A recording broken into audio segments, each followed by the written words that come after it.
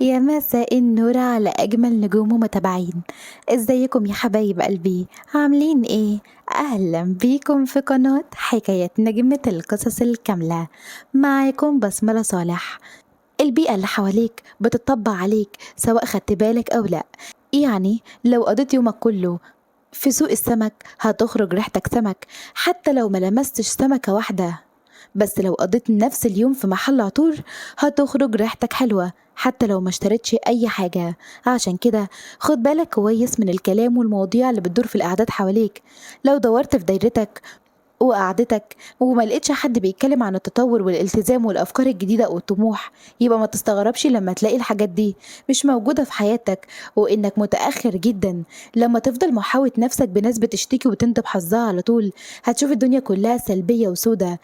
مجاورة الشكايين بتورث طاقة سلبية وكآبة. لو قعدت مع بتوع الأعذار هتحس إن خطوة النجاح دي حاجة اختيارية ومش مهمة.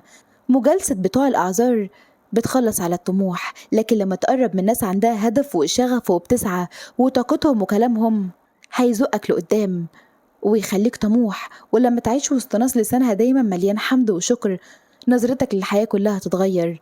ريحة المكان والكلام والناس اللي بتختار تقعد معاهم هتفضل دايما ماشية وراك ولازقة فيك. فنقوا القعدات اللي بتكبركم مش بتطفيكم.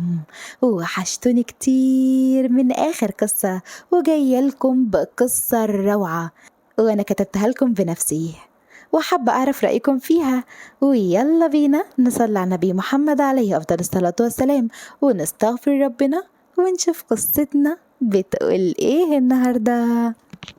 الريحة في المكان كانت مخنوقة جدا، خليط غريب بين ريحة الرخام القديم والسجاير الفاخرة والخوف. المكان ما كانش مجرد صالة مزاد، ده كان بدروم واسع تحت قصر قديم في طرف المدينة. الإضاءة فيه خافتة صفرة بتعكس ظلال مرعبة على الجدران.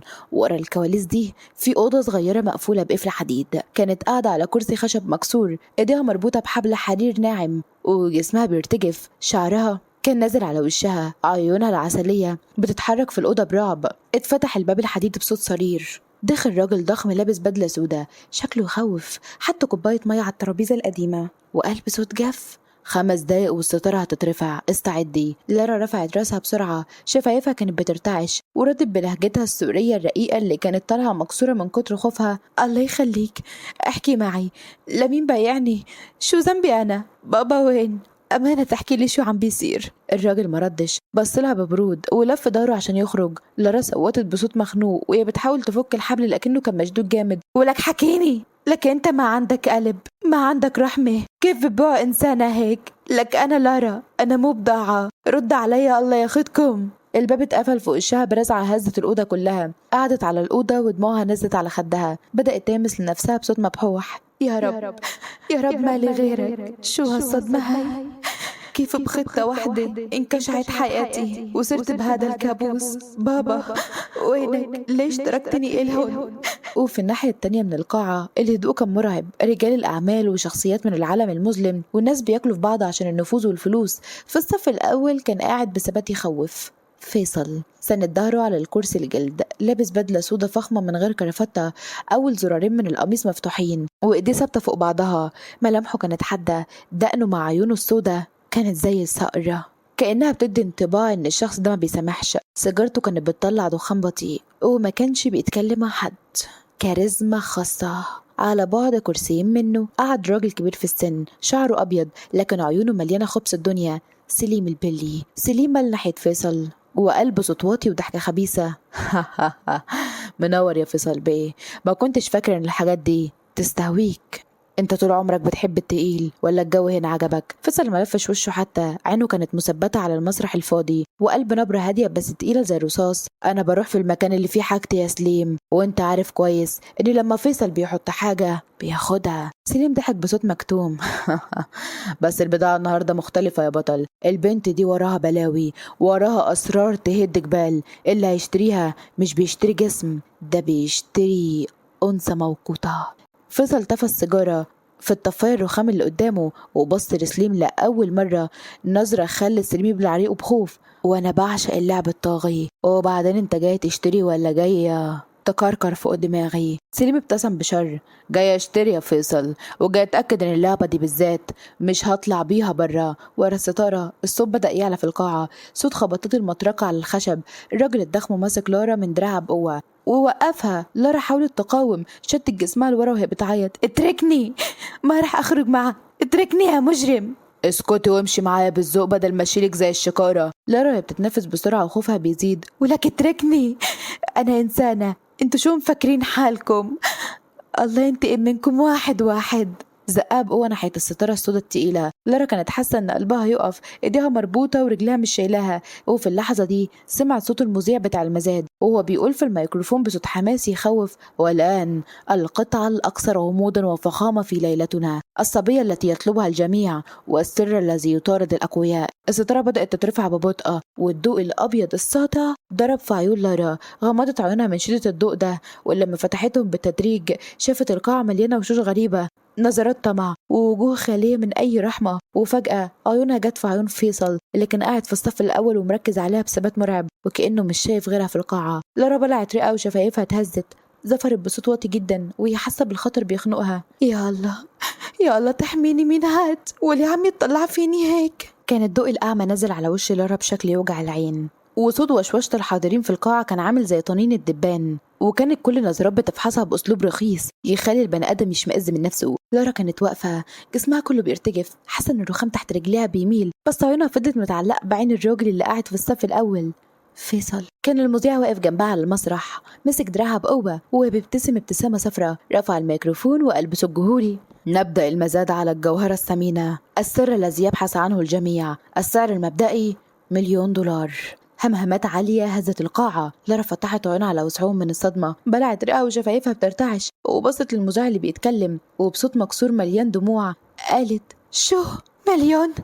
لكن انتوا اتجننتوا، شو عم تحكوا انتوا؟ أنا إنسانة مو أرض ولا بيت لتبيعوني وتحددوا سعري، اتركني يا مجرم.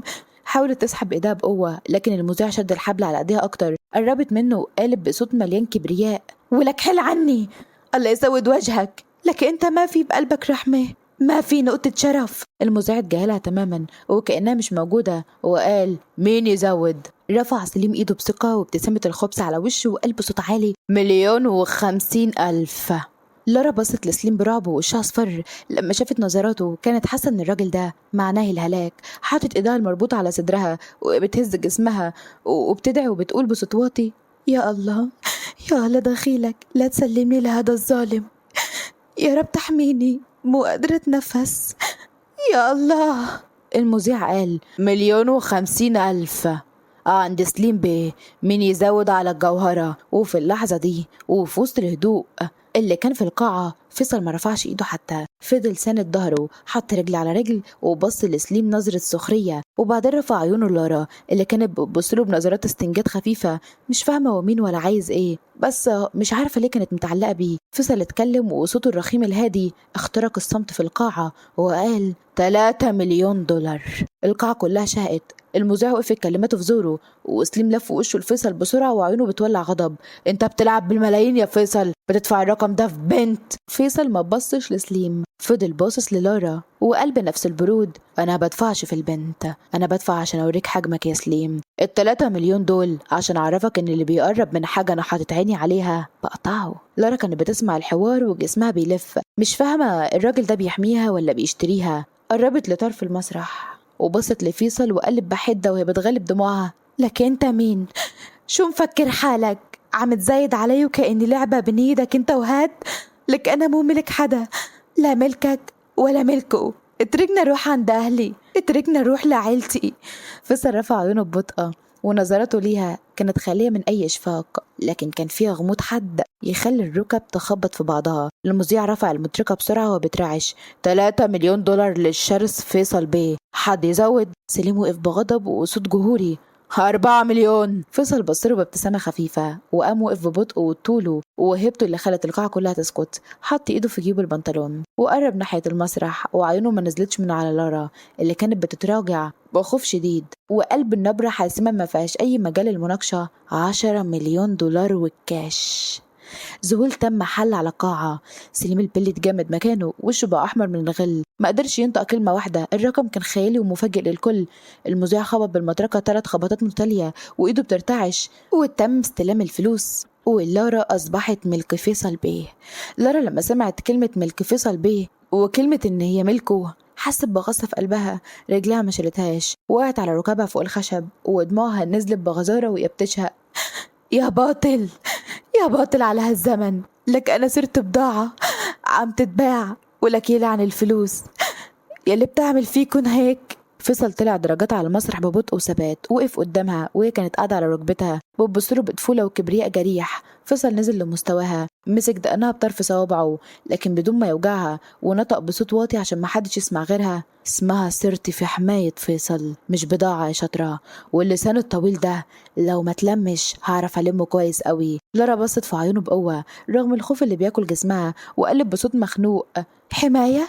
هي مو حماية، هي استعباد، أنا مو شاطرة عندك، ومين ما تكون ما رح انكسر لك يا فيصل. فيصل ابتسم ابتسامة غامضة مش مفهومة، وقف وسحبها من ايدها المربوطة وبقوة شدها ورا وسط القاعة وهي بتحاول انها تتسحب منه. صوت خطواتهم على أرضية البدروم كان ليه صدى صوت مرعب. فيصل كان مشي بثبات جبار، ماسك ايد لارا المربوطة ورا ظهرها وبيسحبها وراه، وهي كانت بتتكعبل في فستانها وخطواتها السريعة مش قادرة تلاحق خطواته الطويلة. أول لما خرجوا للهواء الساقع بره القصر القديم المطر كان بينزل بغزارة والجو ظلام، ومفيش غير أضواء العربيات السوداء الفخمة اللي واقفة طابور زي الحرس. لارا حاولت تشد إيديها منه بقوة وهي بتشهق من برودة المطر اللي ضرب وشها. وقفت مكانها وقالت بصوت مليان حزن ودموعها اختلطت مع مية المطر: اتركني، عم قلك اترك ايدي يا زلمة، عم تسحبني مثل الكلبة وراك، سحبتني مثل الكلبة من غير ما تسألني إذا فيني أمشي ولا لأ. فيصل وقف فجأة ولفلها ببطء، والمطر كان بينزل على شعره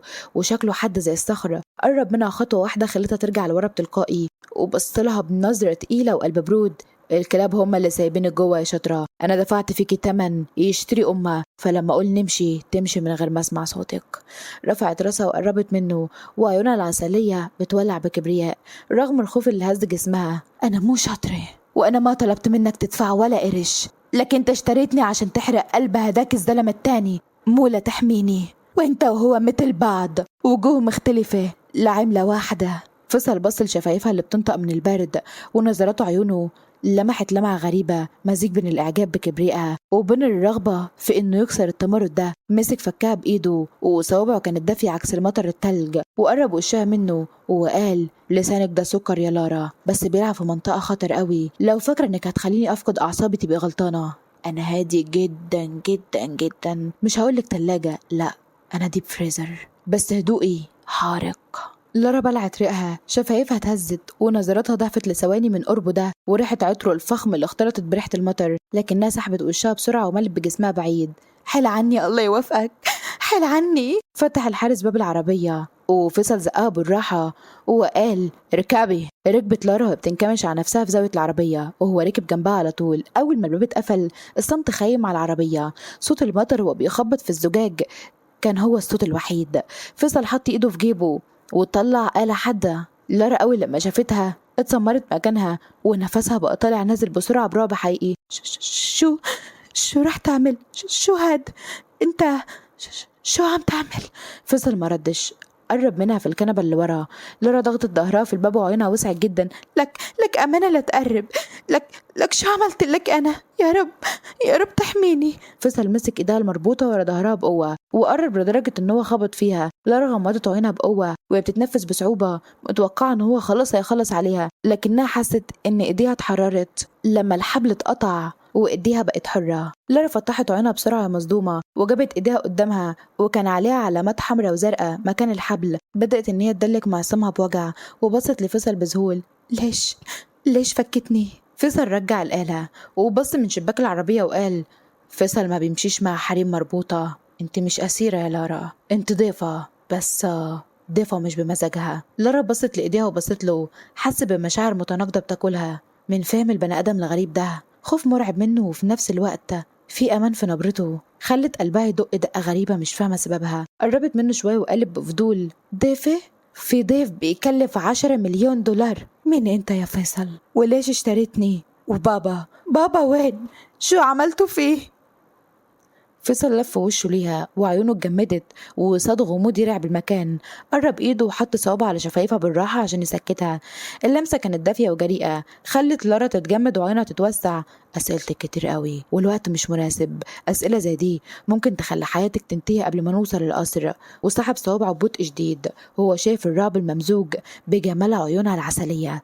لارا بلعت ريقها ونزلت عيونها للأرض وقلبها كان بيدق زي الطبول في صدرها. وفجأة صوت سواق العربية اللي قلبه رعب: فيصل بيه، في عربيتين بيطردونا من ورا وبيطلقوا علينا. وفي الهدوء ده وكسر الزجاج الخلفي للعربية، لارا سوتت بقى على صوتها وحطت ايدها على راسها.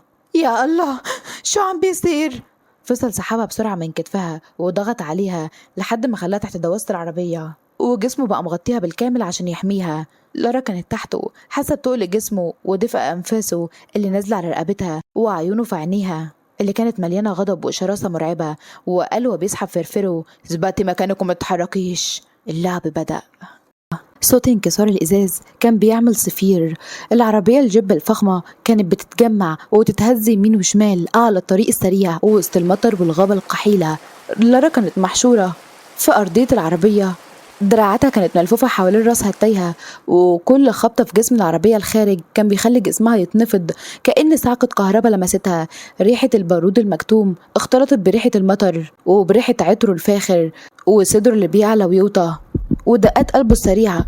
لكن مع ذلك كان مركز. فيصل بصوت صلب هو بيزعق للسواق وبيحاول يحمي لارا عشان ما تاخدش طلقة طائشة: اضغط بنزين يا زفت، ما تقفش تحت اي ظرف، اطلع على طريق الجبل. السواق خاف وهو ماسك الدركسيون بايدين بترتعش: يا فيصل بيه، العربية الخفيفة اللي ورايا زنقت علينا، دول بيضربوا على الكاوتش. لارا رفعت راسها بحاجة بسيطة وبوش شاحب، شفايفها كانت بترتعش ودموعها نازلة من الخوف. بصت لفيصل وقالت بصوت مبحوح من الرعب: فيصل أمانة قولي شو عم بيصير، رح نموت هاي الليلة، ولك أنا ما بدي أموت هون، اتركني أنزل، دخيلك اتركني. فيصل لف عيونه ليها ونظراته كانت ثابتة بشكل يرعب، وما كانش فيه أي نقطة خوف في عيونه، بالعكس البركان كان قايد جوه عيونه. حط إيده الكبيرة على ظهرها وهو بيطبطب عليها وبيبص في عيونها وقلبه صوت واطي: اسكتي خالص يا لارا، طول ما انت هنا مفيش حاجة هتوصلك، فاهمة ولا لأ؟ بلعت ريقها بصعوبة وبصت له بعيونها العسلية اللي اختلطت بعيونه، بس حست بالأمان لما هو طبطب عليها. هزت راسها بالراحة وقالت بشهقات: بس الخطر كتير، هدول مين؟ وشو بدهم فينا؟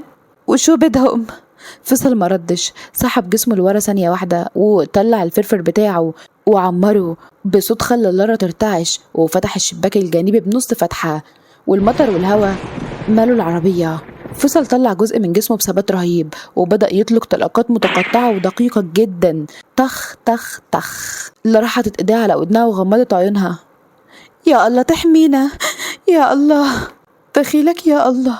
وفجأة اللي كانوا بيهاجموهم نشنوا على عربيتهم على الكاوتشات الخلفية. العربية اختلت توازنها والسواق خاف، والعربية لفت حوالين نفسها مرتين تلاتة على الطريق ده وبصوت احتكاك يخوف قبل ما تتخبط بقوة في جدار صخري على جانب طريق الجبل وتقف تماما. الصمت عم المكان، ما كانش فيه غير صوت نقط المية اللي بتخبط على الإزاز المكسور وصوت صرير الموتور. لارا كانت مرمية في زاوية العربية، شعرها مفروض على وشها وبتتقوي من الخبطة: يا ظهري، يا ربي شو صار؟ فيصل كان حاميها حرفيا وعيونه بتتفحصها وهو خايف عليها. مسك وشها بايديه الاتنين وقال بنبرة حرص وجدية: جرالك حاجة؟ انت كويسة؟ اتخبطتي في راسك؟ لارا فتحت عيونها بتعب وبصت لوشه، شافت خيوط حمراء نازلة من جبهته. رفعت ايدها اللي بترتعش ومن غير ما تحس لمست بأطراف صوابعها الخيوط الحمراء اللي على وشه. لك انت عم تنزف يا فيصل، جبينك مجروح. فيصل اتجمد لثانية لما حس بلمسة ايديها الناعمة، بص في عيونها وحس ان قسوته كلها دابت من لمسة ايديها دي، لكنه سحب ايديها ببطء ومسكها بقوة وقال: مش مهم، المهم انتي. قبل ما لارا تستوعب الجملة فيصل بص للشباك وشاف كشافات العربية التانية بتقرب وأبواب تانية بتتفتح وصوت خطوات رجالة بتمشي. فيصل مسك ايد لارا وسحبها وهو بيميل على الباب التاني وقال بصوت حاسم: السواق أغمى عليه والرجالة بره بيحاصروا العربية، لازم ننزل ونستخبى في الشجر ده فورا، لو فضلنا هنا هنبقى صدى ليهم. لارا بلعت ريقها برعب وبصت للظلام اللي بره والغابة اللي مليانة مطر وخطر، وبصت لإيدين فيصل اللي ماسكة ايديها بقوة وأمان وعيونه اللي بتطمنها، وقالت ودموعها نازلة: لك أنا خايفة يا فيصل، العتمة هي بتخوف، وهدول شو عم يعملوا وشو بدهم؟ فيصل شدها لصدره وسط المطر وقرب من ودنها وقال بنبرة هادية: طول ما انت ماسكة ايدي عمر ما حاجة هتحصل لك ومحدش هيقدر يلمسك، يلا امشي معايا. المطر كان نازل زي الشلال، والظلام في الغابة الجبلية كان مظلم قوي ومحوط بريحة الطير وشجر الصنوبر المبلول. فيصل كان ساحب لارا من ايديها وبيتحركوا ببطء وهدوء مرعب بين الاشجار الضخمة، رجليهم بتغوص في الطين من غير ما يعملوا صوت يذكر. لارا كانت بترتعش من البرد، فستانها المبلول لازق عليها وانفاسها طالعه زي البخار في الهواء الساقع. كانت ماسكه في ايدين فيصل بجميع صوابعها، وكانت الايد دي هي الحبل الوحيد بينها وبين الموت. ومن بعيد بين اغصان الشجر ظهرت اضواء كشافات لناس بتتحرك في كل حتة وخطوات تقيلة وصوت ضغط على الزينات: دوروا في كل شبر، فيصل البلي مش هيخرج من الجبل ده عايش النهاردة، والحلوة اللي معاه دي تجيبوها لي حية، الباشا عاوزها قبل ما الإمبراطورية تقع. لارا اتسمرت مكانها لما سمعت الجملة، بلعت ريقها برعب وبصت لفيصل اللي كان واقف ضاغط ظهره على جذع الشجرة الضخمة ومخبيها ورا جسمه بالكامل. رفعت راسها وقربت منه وقالت بصوت واطي: فيصل، سمعت شو قالوا؟ عم بيقولوا إمبراطورية وعم بيدوروا علي أنا بالذات، شو القصة؟ مين الباشا؟ وليش أنا بالذات؟ أمانة تحكيلي، انتم مين؟ ومين هدول المجرمين؟ فيصل لف وشه ليها، الإضاءة الخافتة القادمة من بعيد كانت عكست جزء من ملامحه الحادة، والخيوط الحمراء اللي على جبينه جفت وعيونه كانت بتلمع زي الصقر وسط الظلام. حط ايده على بقها ببطء عشان يسكتها، صوابعه دافية كانت تباين غريب مع برودة وشها. قرب منها جدا لدرجة ان هو حس بضربات قلبها السريعة. اتكلم بصوت واطي زي الهمس السام: أبوكي ما كانش مجرد رجل أعمال بسيط يا يارا، أبوكي كان الحارس لجميع أسرار المافيا هنا، والوثائق اللي معاه تقدر تدفن أسماء كبيرة في البلد دي بما فيهم سليم البلي والباشا اللي بره ده. لارا عيونها وسعت من الصدمة، الدموع جمعت في عيونها وهي بتتكلم تحت ايده هزت راسها بالنفي: لا لا، بابا ما له علاقة بهيك عالم، انت عم بتكذب علي.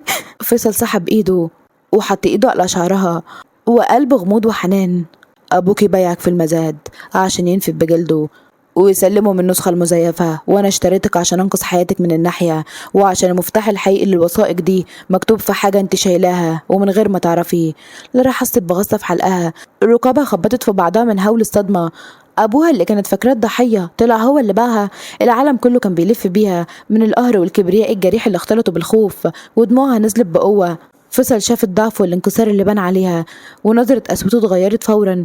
حس ان هو عايز يضمها ويحميها من العالم كله، ومش قادر ان هو يشوفها مكسورة كده، مش بس عشان الصفقة بل عشان البنت دي بدأت تلمس حاجة مدفونة في قلبه من سنين. وفجأة صوت خطوة قريبة جدا، راجل ضخم من رجالة المافيا لابس اسود في اسود وماسك فرفر مكتوم وظهر ورا الشجر اللي جنبهم على بعد مترين بس. الكشافات بتاعته ضربت في وش لارا. الراجل رفع الفرفر وقال: لقيتهم. وقبل ما يكمل الكلمة كان أسرع من البرق واندفع على الراجل زي الفهد ومسك ايده ولواها حرفيا، وصوت طقطقة خرج وغرس حاجة صغيرة فيه خلت الراجل يقابل وجه كريم. المشهد كان سريع جدا، لارا حطت ايدها على بقها ورجعت لورا من الصدمة وجسمها بيرتجف. فيصل شد الحاجة الصغيرة دي واخد الفلفل اللي كان مع الراجل وقرب من لارا اللي كانت هتقع من الخوف ومسكها من دراعها ورفعها. بصت له بذهول ورعب وقالت: انت شو عملت؟ لك انت انسان ولا شيطان؟ لك انتم مالكم بشر، انتم مجرمين. فيصل بص في عيونها ومسك وشها بايديه الاتنين برفقة. المطر كان بينزل عليهم هما الاتنين وقال بنبرة حادة: انا الشيطان اللي هيحميكي من الجحيم ده يا لارا. الراجل ده كان عايز يخلص عليا وياخدك، افتكري دايما ان انا الوحيد اللي واقف بينك وبين الموت دلوقت. لارا بصت لعيونه حست بالتضاد المرعب. الراجل اللي قدامها كان يستحق كده، بس في نفس الوقت هي مش بتحب كده. سمع صوت خطوات جاية ناحيتهم وناس بتحاصر المنطقة. فيصل شد ايديها واخدها وجريوا. البيت القديم بتاعها على بعد كيلو من هنا بين الصخور، لازم نوصل له قبل ما يجوا الجبل. تحركي معايا وما تسيبيش ايدي، اجري. لارا مشيت وراه في الضلمة وهي بتجري حرفيا وكانت هتتكعبل، بس هو كل مرة كان بيسندها. المطر كان مختلط بدموعها، هي مش عارفة هي رايحة فين ولا جاية منين. هل هي رايحة لأمانها ولا لقفص جديد وبعد فترة وصلوا البيت القديم اللي كان عبارة عن كوخ حجري قديم جدا مخفي بين صخرتين أضخم من بعض في أعلى الجبل. الشجر المحيط بيه كان مغطيه تماما من عيون الطيارات أو الكشافات. أول لما فيصل زق الباب الخشب التقيل ودخلوا، ريحة الحطب الناشف والأرضية الخشبية استقبلتهم. قفل الباب وراه بالمفتاح وسحب الترباس الحديد التقيل. الصمت حل فورا، وصوت المطر والريح بره بقى مسموع زي همس خفيف. لارا كانت واقفة في نص الأوضة، جسمها بيلف وهي بتستكشف المكان، وركابها بتخبط في بعضها من البرد والخوف والرعب. فستانها المبلول كان بينقط مية على الأرض. كانت حاضنة نفسها بإيديها الاتنين وهي بترتعش، ووشها أبيض قوي وشفايفها بترتعش بصوت مسموع. فصل حط الفرفر وبصلها، ونظرته اتغيرت تماما. الشراسة اختفت وحل مكانها النظرة دافية، نظرة اهتمام. قرب من الموقد الحجري في زاوية الأوضة ونزل على ركبه ورتب شوية حطب وشغل النار بالولاعة، وفي ثواني بدأت النار إنها تشتعل وتدفي المكان، وبقى معكوس لونها الأورنج على الجدران دي. فيصل وقف ومشي ناحية دولاب خشب قديم، طلع منه بطانية صوف تقيلة ودافية. قرب من لارا ببطء. لارا أول ما شافته بيقرب كده ارتبكت ورجعت لورا خطوة، بصت له بعيون واسعة وخايفة وقالت: لا، لا تقرب يا فيصل، خليكي بعيد عني، الله يوفقك. فيصل ما وقفش، كمل خطوته لحد ما بقى واقف قدامها، وفتح البطانية وفردها وحوطها على كتفها ببطء ولفها عليها بحنان شديد جدا. لمس كتفها من فوق البطانية وقرب منها وهو بيقول: اهدي شوية يا لارا، انت بترتعش ليه كده؟ مفيش حد هنا هيأذيكي، تمام؟ انا معاكي، ثقة فيا.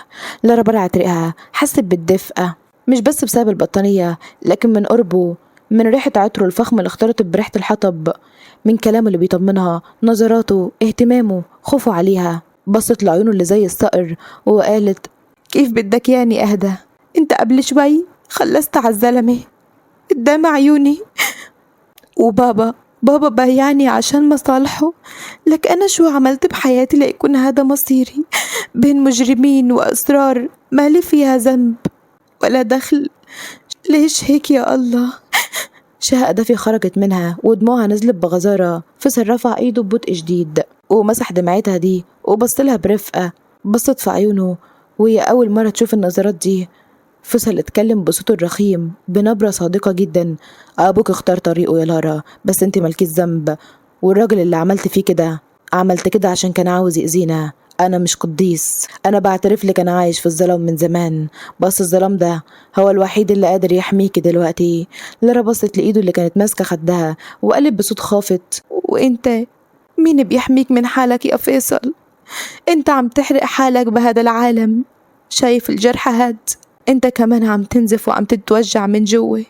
قالك كده وبتشاور على قلبه: هون في وجع كتير انا حسيته. فصل اتجمد مكانه لما حاطط ايديها على قلبه، ومن مجرد ان في حد حس بيه، اول مرة حد يحس بيه كده، الكلمات دي لمست جرح قديم في قلبه ما حدش اتجرأ يلمسه قبل كده. بصلها وقرب منها ونظراتهم اتصلت بصمت رهيب مليان شغف حقيقي. لارا متحركتش، كانت بتبصله بتحاول تفهمه وهو بيحاول يفهمها. الخوف اللي كان جواها بدأ يتحول لشعور غريب بالأمان في وجوده. وفجأة صوت قوي هز جدران الكوخ وإزاز الشبابيك اتهز. لارا سقطت من الصدمة وحطت ايديها على صدر فيصل ومسكته وهو سحبها لحضنه. هو حرفيا عاوز يدخلها بين ضلوعه، وأخدها واستخبوا تحت الترابيزة الخشبية.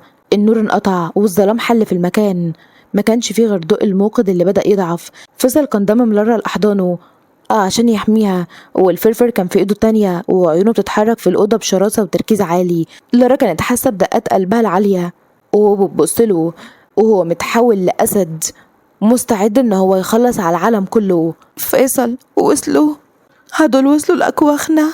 فيصل لف وشه ليها في وسط الظلام ده وطبطب عليها بحنان خلاها تغمض عيونها، وهمس في ودنها وقال: ما تقلقيش، مش هسمح ابدا لحد ان هو يلمس شعره منك، خليكي هنا وما تتحركيش، الليله دي مش هتعدي غير لما انهي الشريط ده بنفسي، تمام؟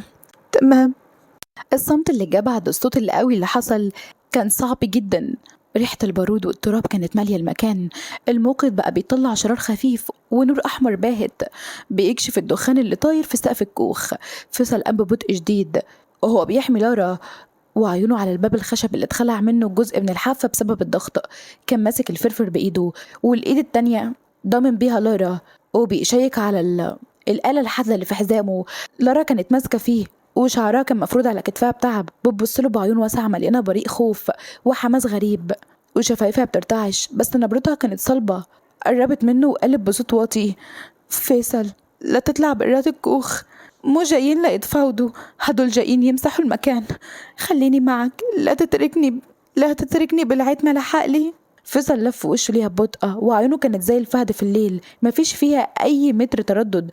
نزل على ركبه ومسك وشها بإيده الدافية القوية وصوابعه غطت خدها وقلب نبرة واطية: أنا مش هسيبك يا لارا، بس اللي برا دول جايين ياخدوا راسك وراسي. لو فضلت قاعد هنا هيحصرونا زي الفيران، انت هتفضل مستخبية تحت الترابيزة دي، والفرفر ده هيفضل في ايدك. سحب الفرفر بتاعه اللي كان في جيبه التاني وحطه في ايدها الصغيرة. أول لما مسكته حست بتقل غير عادي، بلعت ريها وبصت له بخوف: لا، ما بعرف استخدم هاد، كيف بدك يا نحمله؟ فيصل مسك ايديها وخلاها تضغط على الزنات وقرب وشها منه وبص في عينها بقوة: لو حد غريب فتح الباب وانا مش معاكي ما تتردديش واضغطي هنا على طول، ادي في النص على طول، فاهمة؟ فاهمة، بس وعدني ترجع، ما تتركني بهذا القفص لحالي يا فيصل. فيصل ابتسم ابتسامة خفيفة غامضة وطبع بوسة سريعة ودافية على راسها، وقام وقف زي السد المنيع. اتسحب ناحية الباب المكسور واختفى في الظلام والغيوم اللي برا الكوخ بلمحة عين. لارا فضلت مكانها وضغط على الفرفر بإيدها الاتنين وقلبها بيرتعش.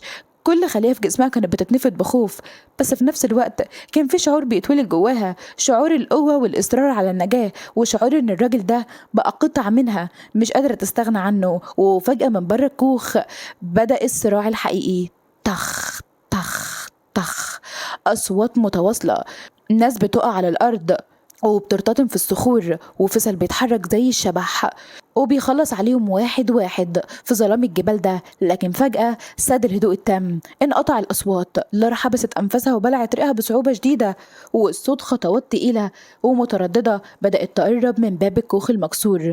الخطوات كانت بتخبط على الحسب ببطء: تك تك تك. لارا رفعت الفرفر بإيدها الاتنين، إيديها بترتعش قوي، بس وجهت الفرفر ناحية الباب مباشرة وعيونها العسلية مثبتة على فتحة الباب، والعرق نزل على جبهتها من الخوف.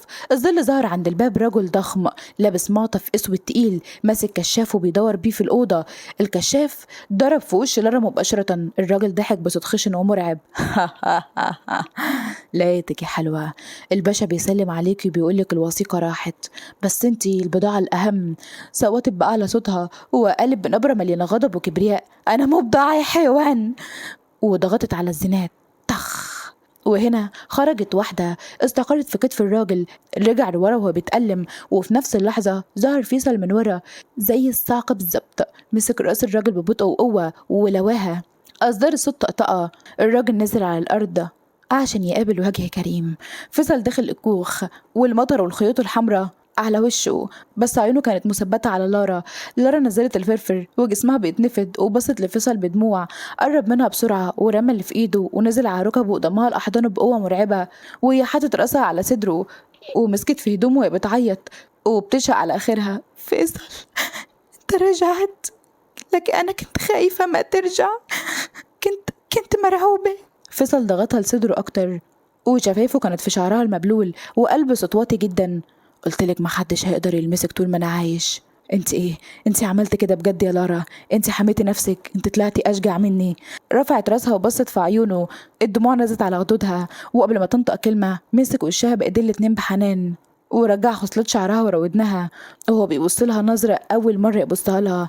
اللحظة دي كانت زي الوقوف في مركز الإعصار. كل الصراعات اللي بره وصوت المطر وأصوات الموت اللي مرت عليهم في الليلة دي كلها اتلاشت تماما. كانت لحظة اعتراف صامتة بين تواصل العيون، لحظة انكسر فيها كل كبرياء وكل سور بناه فيصل حوالين قلبه لسنين، وتلاشت فيها كل المخاوف اللي كانت خانقة لارا.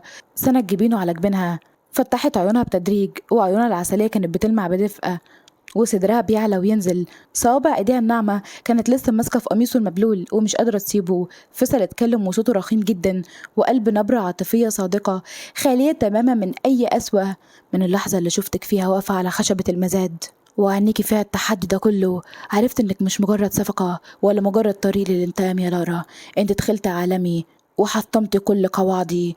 لارا بلعت ريقها ووشها احمر بكسوف، رفعت ايديها بالراحة ومسحت الخيوط الحمراء اللي كانت على جبينه، وقالت بصوت دافي وحنان: وانا من اللحظة اللي مسكت فيها ايدي بالعتمة عرفت انك مانك شرير يلا عم يحكوا عنه. انت قاسي من برا يا فيصل، بس جواتك انسان مكسور وعم بيدور على الامان مثلي تماما.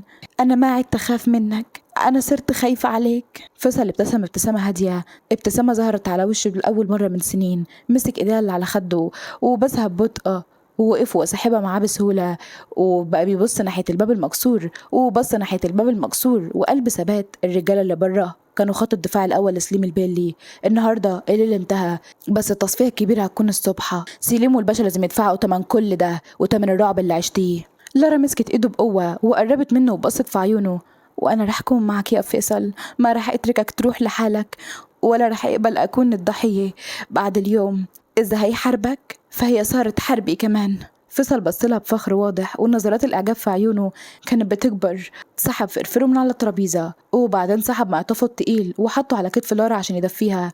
ومع أول خيوط الفجر النور الأبيض الهادي بدأ يتسلل من بين شكوك الكوخ، والمطر بدأ يقل تدريجيا لقطرات خفيفة. صوت عربيات الحراسة اللي كانت تابعة لفيصل بدأت تقرب من أسفل الجبل. الكشافات كانت بتنور الشجر، وصوت إشارات اللاسلكي بيأكد إن المنطقة بقت تحت سيطرة رجالة فيصل بالكامل. اتفتح الباب الخارجي ودخل عمر، الدراع اليمين لفيصل وهو في حالة ذهول ونهجان.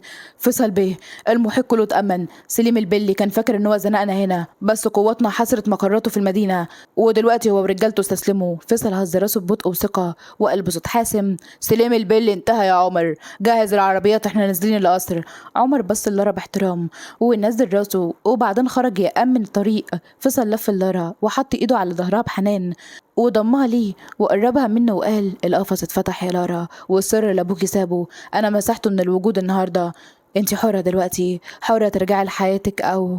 قطعت كلامه وحطت ثقبها على شفايفه علشان تسكته، وبصت في عيونه بثبات وشغف وقالت بابتسامة جميلة: او ضل معك. انت فاكر اني بعد كل هاد رح اتركك؟ الحكايات ما بتبدأ بالمزاد يا فيصل، الحكاية الحقيقية بلشت هلأ معك. انا مو حرة وانا بعيدة عنك، انا حريتي بلشت من اللحظة اللي اخترتك فيها. فيصل ضحك ضحكة حلوة وحوتها من خصرها وسحبها لصدره وضمها ضمة قوية، وهو بياخد نفسه براحة وشالها بالراحة وهو بيبص في عيونها بحب وهي لفت ايديها حوالين رقبته. الاسود اللي كان مغلف حياة فيصل داب تماما قدام جراءة وكبرياء البنت دي، والرحلة اللي بدأت بخوف ومزاد وهروب اتحولت لعهد حب لا يمكن يتكسر أمام أي مافيا أو ظلام. فيصل بص في عيونها اللي بتلمع بنور الفجر وهو ماشي بيها وضغط على ايديها ببطء وقال: كنت أظن العالم أسود لا يزول حتى أتيت فصار بعينيك الشروق. ما كنت بضاعة يوم ولا أسيرة قيد، بل كنت أنت الحرية وأنا الطليق. لارا ابتسمت وعيونها مليانة دموع: وأنا ما لقيت حريتي إلا بقلبك يا فيصل، هلأ بلشت حياتنا عن جد. أنا بحبك يا فيصل، وأنا بعشقك يا قلب فيصل. ولحد هنا أقدر أقول ذا إند، وكن خلصت حكايتنا يا حبايب قلبي. حابة أعرف رأيكم فيها، وما تنسوش تقدروا تعبنا بلايك وكومنت واشتراك في القناة، وتحطوا رأيكم في الكومنتات وقولولنا حابين ننزل قصص من أنهي نوع. بحبكم قوي وانتظروني في قصص تانية جميلة جدا، ولا تنسوني من صالح دعائكم. دمتم في حفظ الرحمن ورعايته. مع السلامة.